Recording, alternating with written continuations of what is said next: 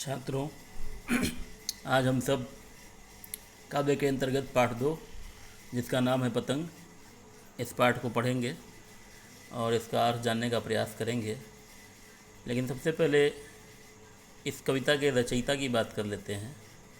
तो इस कविता के रचनाकार हैं आलोक धनवा जी, जिनका जन्म 1948 ईस्वी में मुंगेर बिहार में हुआ था।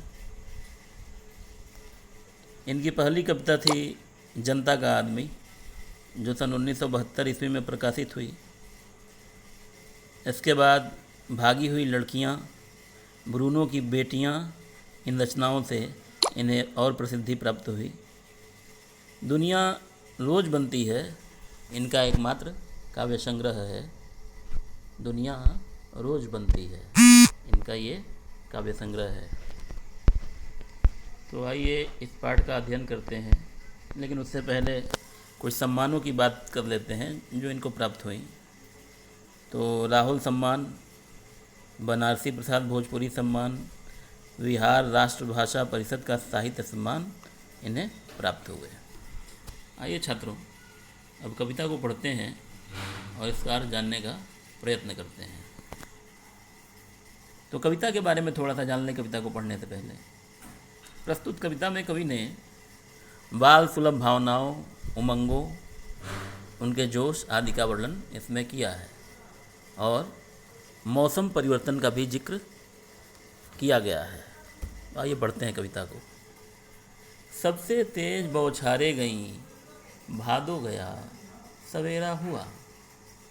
कवि कहते हैं कि भादो महीने की सबसे तेज बौछारें जो थी वो चली गई और भादो भी चला गया। भादो मतलब बारिश का महीना, तो बरसात का महीना कहने का मतलब चला गया और बारिश की तेज़ बौछारें भी उस भादो महीनों के साथ चली गई। और फिर क्या हुआ? एक नया सवेरा हुआ, सवेरा हुआ, एक नया सवेरा हुआ। और सवेरा भी कैसा हुआ? कहा कि खरगोश की आँखों जैसा लाल सवेरा। तो इस पंक्ति में उपमा अलंकार है, क्योंकि एक चीज़ की तुलना दूसरे चीज़ से की जा रही है। खरगोश की आंखों जैसा लाल सवेरा, सवेरा कैसा था? तो कहा कि खरगोश की आंखों जैसा लाल सवेरा था। और ऊपर की लाइन में भादो गया, इसमें मानवीकरण अलंकार है, क्योंकि आना जाना ये सब मानवों के कार्य हैं। और भादो का महीना प्राकृतिक है, इसलिए यहाँ मानवीकरण अलंकार है। तो खरगोश की आंखों जैसा लाल सवेरा, सवेरा कैसा था? खरगोश की आंखों जैसा लाल था। और कहा कि खरगोश की आंखों जैसा लाल सवेरा कब होता है? कहा कि ये शरद ऋतु आ गई है, इसलिए ऐसा कहा कि शरद आया पुलों को पार करते हुए, पुलों को पार करते हुए। पुल यानी यहाँ मतलब है ऋतु चक्र से, ऋतुओं के चक्र को पार करते हुए एक बार शरद ऋतु फिर से आ गया। शरद ऋतु यानी ठंडी का मौसम। ठंडी के मौसम में सुबह सुबह का सूर्य जो है बहुत लाल दिखाई देता है। तो शरद जो है ऋतु चक्र को पार करके आ पहुंचा है। और कैसे आया है शरद ऋतु? कहा कि अपनी नई चमकीली साइकिल तेज चलाते हुए। इस पंक्ति में भी मानवीकरण अलंकार है, क्योंकि साइकिल चलाना ये मानवों का काम है। प्रकृति साइकिल चलाती है, इसका क्या मतलब है? यानी ऐसा लगता है कि अब शरद ऋतु तो थोड़ी दिन पहले ही बीता था, लेकिन फिर लगता है कि बहुत जल्दी आ गया। तो जल्दी कैसे आते हैं? पैदल तो आते नहीं जल्दी, वाहन से आते हैं। तो कहा कि ऐसा लग रहा है कि शरद ऋतु साइकिल चला के बहुत तेज़ी से आ गया है। और क्या? घंटी बजाते हुए ज़ोर ज़ोर से, साइकिल में घंटी भी होती है। यानी घंटी कब बजाता है? जब किसी को सामने से हटाना होता है, उसे बताना होता है कि पीछे से साइकिल चली आ रही है या कोई वाहन चला आ रहा है। तो यहाँ घंटी बजाते हुए ज़ोर ज़ोर से चला आ रहा है शरद ऋतु। ये कहने का क्या मतलब है? कहने का मतलब ये है कि सबको बताता हुआ कि मैं आ गया हूँ। यानी ठंडी का मौसम जब आता है तो उसके पहले ही अपने ऋतु चक्र में जो परिवर्तन करता है, उससे लोगों को यह ज्ञात हो जाता है कि मौसम बदल रहा है, अब ठंड का मौसम आने वाला है, बरसात का मौसम जाने वाला है। और क्या? चमकीले इशारों से बुलाते हुए पतंग उड़ाने वाले बच्चों के झुंड को। और ऐसा लगता है कि वह अपने चमकीले इशारों से, चमकीला इशारा क्यों कहा, क्योंकि ठंडी की ऋतु में ओस गिरती है और उस ओस पर जब सूर्य की किरणें गिरती हैं तो पृथ्वी चमकती है। तो कहा कि अपने चमकीले इशारों से मानो वह उन बच्चों को बुला रहा है जो ठंड आते ही पतंग उड़ाने की तैयारी में लग जाते हैं।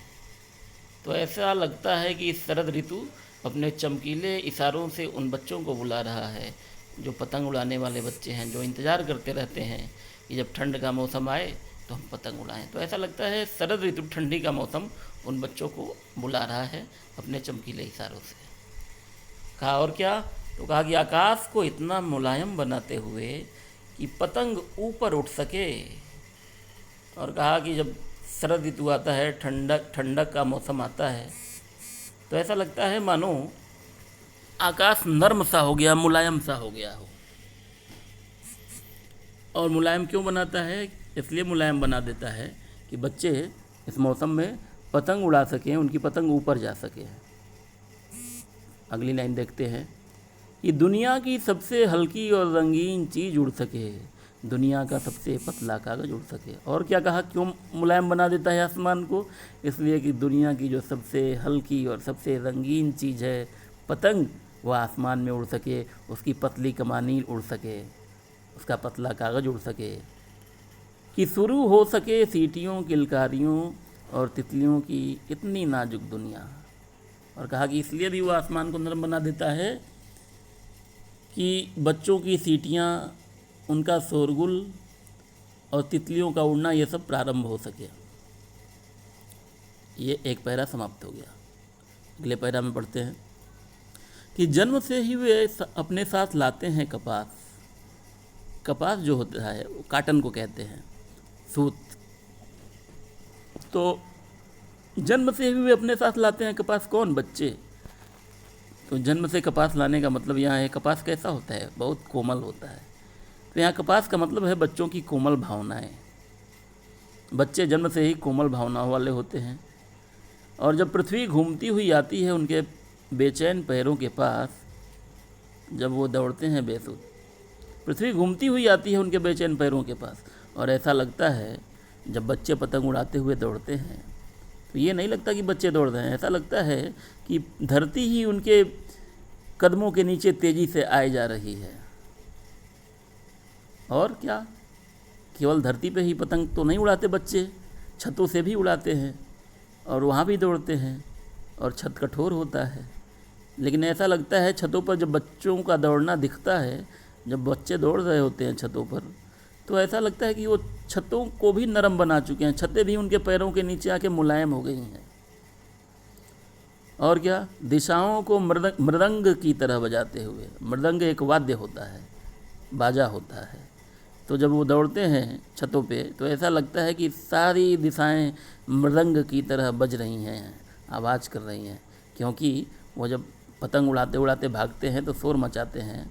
तो ऐसा लगता है उस शोर को सुन के कि चारों दिशाओं में संगीत बज रहा है।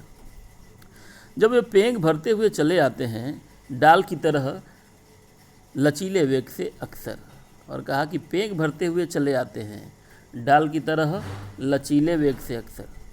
तो कहा कि पेंग भरना यानी तेज़ी से दौड़ते हुए चले आना। तो कहा कि जब वो तेज़ी से दौड़ते हुए लचीले डाल की तरह चले आते हैं, लचीला डाल क्यों कहा कि जब हवाएं चलती हैं तो जो पतली डालियां होती हैं वो तेज़ी से हिलती डुलती हैं। तो कहा कि उसी तेज़ी के साथ बच्चे भी जब पतंग उड़ाते हैं तो तेज़ी से दौड़ते हैं, और ऐसा लगता है कि कोई लचीली डाल इधर से उधर हिल डुल रही हो। ये पंक्ति भी समाप्त हो गई। आइए अगली पंक्ति देखते हैं। और दौड़ते हुए कहाँ तक आ जाते हैं, कहा कि छतों के खतरनाक किनारों तक। कहा कि बच्चे पतंग उड़ाते उड़ाते जब छतों के खतरनाक किनारों तक पहुंच जाते हैं, ऐसा लगता है कि वो गिर पड़ेंगे।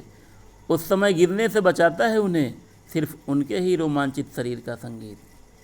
तो कहा कि उस समय उन्हें गिरने से कौन बचा लेता है, उनके अंदर का रोमांच, उनके अंदर का जोश जो वो पतंग उड़ाते हुए महसूस करते हैं।